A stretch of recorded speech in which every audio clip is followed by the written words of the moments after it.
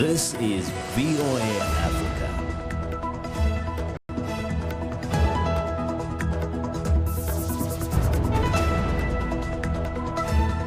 Good evening. I'm Esther Githo-Ewart. It's Thursday, December 19th. This is Africa 54.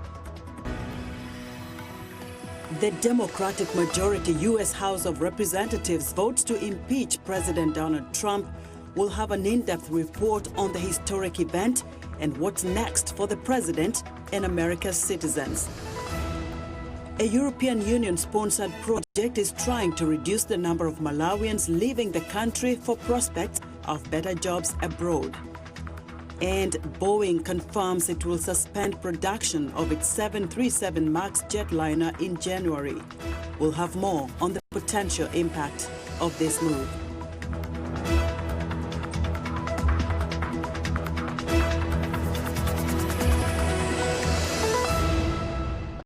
We begin our broadcast tonight with history being made in the United States.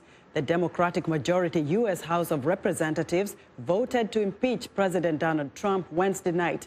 Lawmakers passed charges he abused the power of the presidency to benefit himself politically by a 230 to 197 vote with one present. Charges Trump obstructed Congress' efforts to investigate him also passed by 229 to 198 votes with one present. The historic vote fell almost entirely along party lines. VOA congressional correspondent Catherine Gibson has more on the historic day from Capitol Hill. Donald Trump, now the third president in 230 years of U.S. history to be impeached by the U.S. House of Representatives.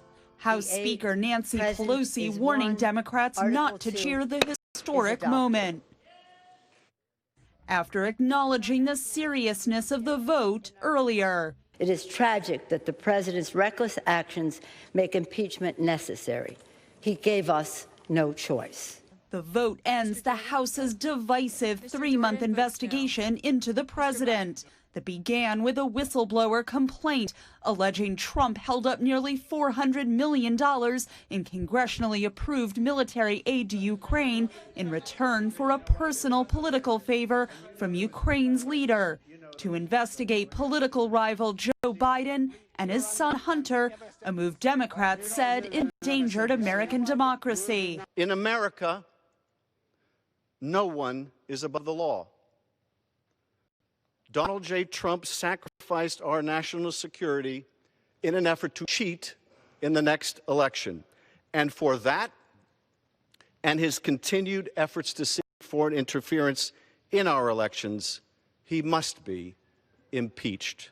Speaking as lawmakers impeached him, Trump said the vote would ruin Democrats' political fortunes instead of his. With today's illegal, unconstitutional, and partisan impeachment,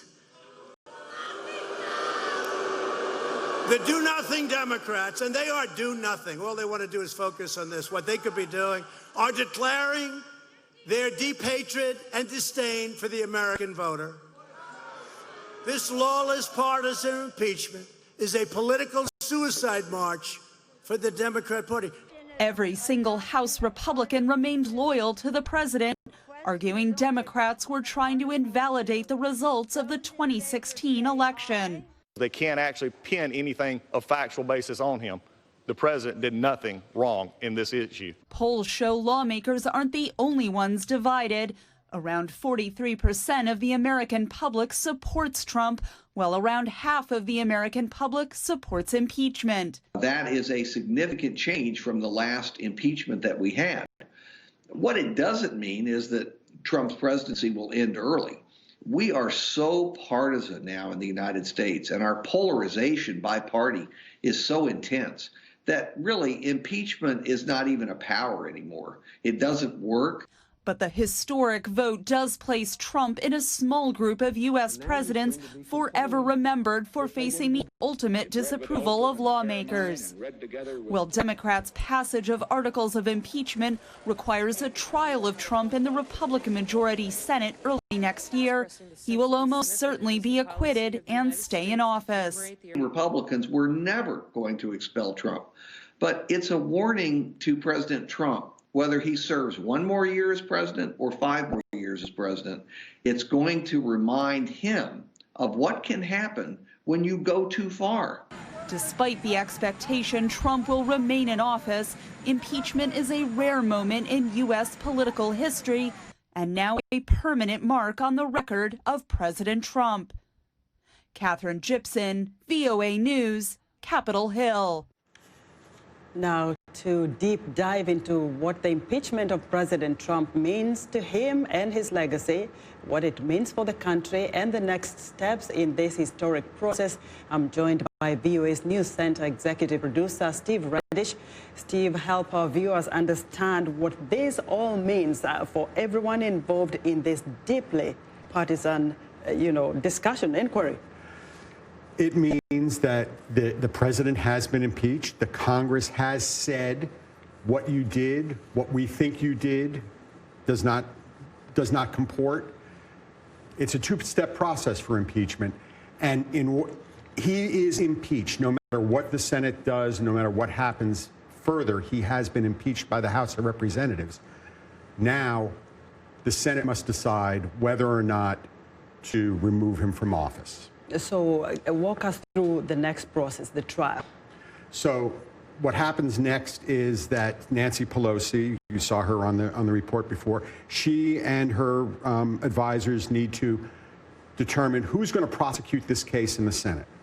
And once that decision is made, then they take the articles of impeachment, the 2 votes that they had, all the paperwork, and bring them over to the Senate. And then the Senate makes the decision. The Senate accepts them and then holds a trial. How that trial is going to play out is really going to be up to the Senate majority leader, a guy named Mitch McConnell from Kentucky, a Republican. And so far, he says he's going to hold a trial, but he is also working with the White House and how to put that trial together. Help our viewers understand what it takes for the president now to be removed. There's 100 members of the Senate. The Constitution requires 2/3 of those senators vote to convict, vote guilty. The Senate is made up of 53 Republicans and 45 Democrats and 2 independents. So the Republicans have the majority, and there aren't going to be 20 senators who are going to go over to the Democrats and vote to convict. So meaning he is likely? He is likely to stay in office, meaning that there will be a trial, and the Democrats from the House will do their best to persuade the senators to vote their way. But the politics of it all says it's going to end up acquitting the president, and he will probably say exonerating the president. Well, either way, removing or exonerating him. What comes next? Where does the Chief Justice come in? The Chief Justice presides over the trial. He's basically a referee. The Chief Justice is going to make ruling on motions. He'll say what is admissible, what isn't admissible. But also, if he makes a ruling, there's a member of the Senate who can stand up and say, I object, and call for a vote. And then the Senate will vote on whether or not to uphold or not uphold what the Chief Justice has done. Now, Steve, so when does the trial begin? If you can explain to us, because it's being reported that there might be a delay, and what would this mean? Right now, there is a report. There are lots of reports that Nancy Pelosi, the House Speaker, is going to delay bringing those articles of impeachment over to the Senate until she sees that the Senate will hold what she believes is a fairer trial. A lot of the politics will play out on this. The House does not have to send the articles of impeachment to the Senate. That has been customary, but it's not required. So basically, the Senate trial wouldn't start until the first couple of weeks of January, no matter what, because of how the holidays are falling. It could be a little later in January. Or it could be not at all. Wow. So there's no mandatory requirement that they have to move, or she has to move on with this? If the House sends those articles of impeachment to the Senate, then the Senate must hold a trial. But if the House does not send them, then the Senate has nothing to act on. Well, very briefly, Steve, what does this mean for American voters who are right now very confused? They'll probably stay confused. Impeachment is a little bit of an arcane process, but the country, the polls show the country is split on this issue. I don't see the country coming together on this issue. It will stay split, and in 11 months we'll have another election, and we'll see what happens at that other election. Steve, thank you so much for your excellent insight into this. Thank you. Well, Steve Reddish is a VOA's News Center executive producer. Now, as we mentioned earlier, members of the House of Representatives voted Wednesday to charge President Donald Trump with 2 articles of impeachment as the U.S. Senate prepares to address the issue in the new year. Public opinion on the impeachment remains polarized. VOA's Adita Dulinari looks at the factors feeding a deep partisan divide. The impeachment of President Donald Trump has energized people across the political spectrum, including visitors outside the Capitol. This man constantly lies, breaks the law, violates every constitutional thing there is. He cheated with Vladimir Putin to steal the first election, and he's trying to cheat for the second one. Paki Williams says she joined protesters outside the Capitol to voice concern about the state of American democracy. When members of the Senate and members of the House refuse to allow the facts, the true stories, to be revealed and to respond to those, we are in a crisis. It's a constitutional crisis, but it's really a crisis of democracy. The president's defenders are just as vocal. There haven't been no facts. It's only hearsay and innuendo. Mark Kempf says the president is being targeted by a politically motivated process. I think it's really an invalid impeachment, and there's no real logical basis, especially relative to what's required under the Constitution to remove a president. This deep divide is reflected in opinion polls, which show that the American public remains split over impeachment. Some on both sides see the media as a factor in deepening political divisions. If I watch CNN or MSNBC, I get a very different story than if I watch Fox News. The media over the last couple years has divided America by race, by gender, by ethnicity, by everything you can think of. While Americans have been divided for years, analyst Elaine Kmark says Trump exploits those divisions as a political strategy.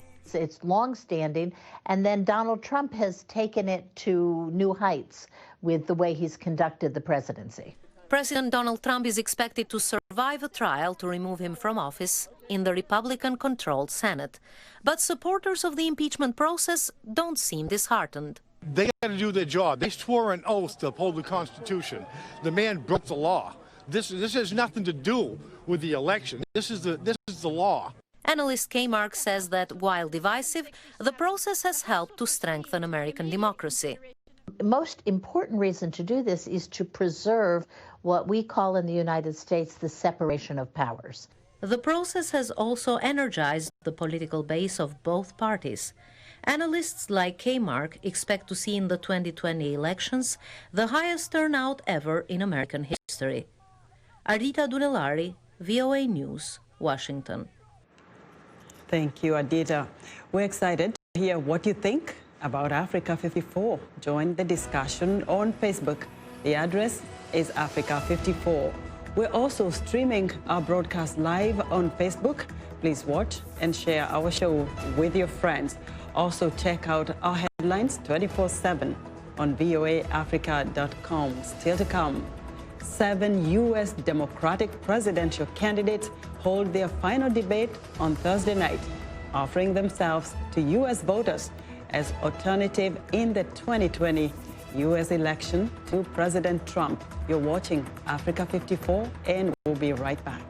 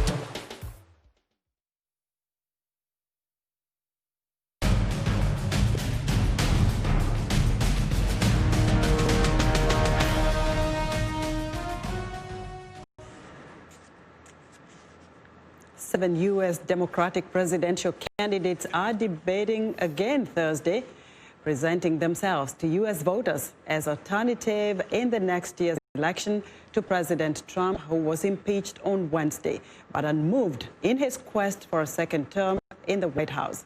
For more on what to expect from tonight's debate, Associated Press reporter Philip Crowther joins me live from Los Angeles. Philip, welcome back to Africa 54. Great to be with you. So how big an impact will the impeachment of Trump have on tonight's debate? Well, look, it'll be discussed. There is absolutely no doubt about that. And maybe the first thing we should say is that those 7 candidates that we will see on stage tonight here in Los Angeles, and that is a much smaller field than we've seen in the past, they have all come out for the impeachment of President Donald Trump. In fact, they have all applauded the decision by Democrats in the House of Representatives, and they've applauded those 2 final impeachment votes on 2 articles of impeachment last night in the House of Representatives. So all the way from the current front-runner, former Vice President Joe Biden, to Bernie Sanders, Senator from Vermont, Elizabeth Warren, the Senator from Massachusetts, Pete Buttigieg, the Mayor of South Bend, all of them are for the impeachment of the president. Also, you will see on stage one gentleman, a billionaire, Tom Steyer, who actually made himself pretty famous in political circles by calling for the impeachment of Donald Trump very, very early on. Now, despite the fact that you will see that unity on stage from Democratic presidential candidates, you will also see them probably wanting to move on to other things, because remember that a lot of the oxygen has been pulled out of this political debate over the last few weeks and months. It's the impeachment that has dominated the headlines, and we've almost forgotten about these many Democratic presidential candidates that are still out there, and 7 of which who will be on stage here in Los Angeles a little bit later today. Well, Philip, right on. 7 now. We had more than 20 just a few months ago. Are the Democrats inching closer to getting a nominee? Yeah, we're getting that little bit closer. The first voting contest, the Iowa caucuses, they're just 50 days away now. And you might remember just a few months ago, we were talking together from other areas of the United States. Detroit, for example, where there were 2 debates, one after another, 2 nights in a row, 10 candidates on stage each night. That is how many candidates were able to qualify for that debate back in the day. Now we're just down to 7. That doesn't mean, by the way, that only 7 candidates remain in the race. There are plenty more. They simply did not get enough in the polling averages, and they weren't able to fundraise enough to be able to get on this stage. So you're going to see a much smaller field this time around. Some big candidates who we thought might have stayed in this race a little bit longer, the likes of Senator Kamala Harris from her home state of California. She dropped out of the race and won't be on stage here tonight, which, by the way, has led to quite a bit of criticism of this Democratic field that you'll see on stage tonight. It won't be as diverse as some of those groups of candidates that you've seen over the last few months. Only Andrew Yang, the businessman, is an Asian American, and otherwise it's an all-white Democratic presidential field. That is very different to what we saw at the very start of this Democratic presidential race, with the most diverse field there has ever been. Now, Philip, hopefully tomorrow you give us another update and tell us what people in California, especially the voters there, want to hear and what they really expect, aside from all the politicking we're seeing. Philip, thank you so much. It's a pleasure. Philip Crowther is an international reporter with the Associated Press Global Media Services.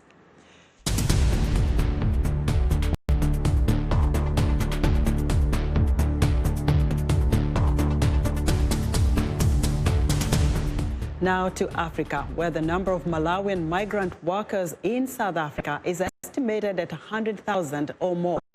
They are driven there by low incomes at home and the prospect of better jobs abroad. A European Union-sponsored project is now trying to reduce the number of Malawians leaving the country by offering job training for self-employment. Lamek Messina reports from Blantyre. After years of struggling to feed his family, Taylor Jeffrey Panga went to South Africa in 2012 in search of better paid work. But like many Malawian migrant workers, his 5-year stay in Johannesburg did not go as well as he had hoped. Kwa chaka choyamba ndi chachitatuchi. For the first 3 years, my working pattern was on and off. I couldn't find a proper job. Things did not work as expected. In 2016, Panga's employers at a state high school found out he was undocumented and fired him, along with 6 other illegal Malawians working as cleaners. Instead of struggling for work in South Africa, he returned home and started his own business thanks to a project run by the International Organization for Migration. The target is for 500 Malawi nationals to be received back home. At the moment, we've received 426, and we've been able to assist 241 with their livelihood projects. The European Union funded the project helps migrant workers stranded in South Africa return home and get job training in poultry farming and other trades. The project helped Panga open a tailoring shop in Blantyre, where he also trains others. I don't have plans to migrate. That's why I'm making sure to find a means to earn a living. This is because the owner of the place has been there, so he tells us about the good and bad of going abroad. Xenophobic attacks this year in South Africa spurred some Malawians to return home, but an estimated 100,000 or more are still working in the country. Despite steady economic growth, Malawi remains one of the world's poorest countries, with about 80% of people limited to working on farms. You know, there is the problem of unemployment. It's everywhere, but back in Malawi, we still have a lot of youth, even graduates from colleges. They can't get jobs. While the IOM project is helping to expand the range of jobs, Malawi officials say they are also founding community, technical, and training colleges across the country. Their success will be measured by the number of Malawians who stay in the country or return home to make a living. Lamek Masina for VOA News, Blantyre. Algeria officially has a new president. Abdelkader Tebboune was sworn in Thursday after winning an election last week that was dismissed by protesters as an attempt by the country's political elite to retain power. Tebboune, a former prime minister, won 58% of the vote, but the voting was boycotted by those who for 10 months rallied for political reforms. Those demonstrations helped force longtime leader Abdelaziz Bouteflika from power in April and have not been slowed by the selection of a new leader. Tebboune has appealed to protesters, promising to fight corruption and to set himself apart as an independent, even though he belongs to the country's largest political party.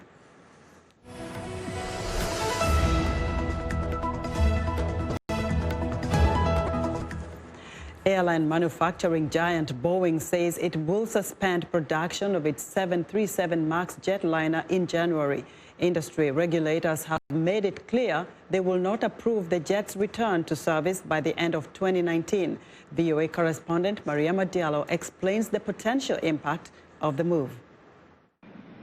The move to suspend production of its best-selling 737 MAX came days after the head of the Federal Aviation Administration said no to recertification of the jetliner until possibly sometime next year. That news raised concerns for some workers right before the holidays. Merry Christmas, right?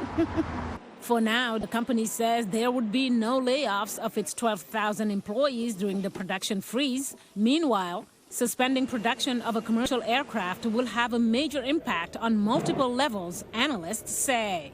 Suspending production of a commercial aircraft, and we don't know how long that would be, is really going to create some chaos for the airlines that are involved in this, as well as the 600 or so companies that are part of the 737 MAX supply chain and Boeing itself. It's going to have substantial impact on the U.S. economy. And as it already has, I think will affect our trade deficit. Boeing officials say they decided to stop production in part because the FAA declined to certify the aircraft at least until 2020. The 737 MAX had been grounded since March after two separate fatal crashes, one in Indonesia and another one in Ethiopia, that killed nearly 350 people. Boeing made a lot of missteps starting with the design of the airplane, and there was some early signals that it needed some fixes, and those were missed by lots of people. Aviation expert Joe Schweiderman says for Boeing, this is going to be a tough juggling act. This is a core of their operation, the 737 MAX, and you have lots of workers who are trained to do one thing and have them do another thing now. As you try to figure out when you're going to start, it's going to take some fancy footwork. CEO Dennis Muilenburg had his chairmanship stripped from him because of questionable decisions he made ahead of the two crashes. He also testified before Congress about both incidences. And I want to convey our absolute commitment to safety, our commitment to learning, our commitment to rebuilding the public's confidence in what we do, and to preventing accidents from like this from ever happening again.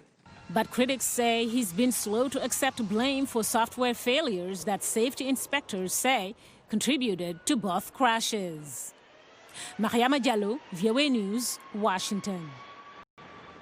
And that's our show for today. Be sure to watch Africa 54 on our website at voaafrica.com. Thank you so much for joining us again.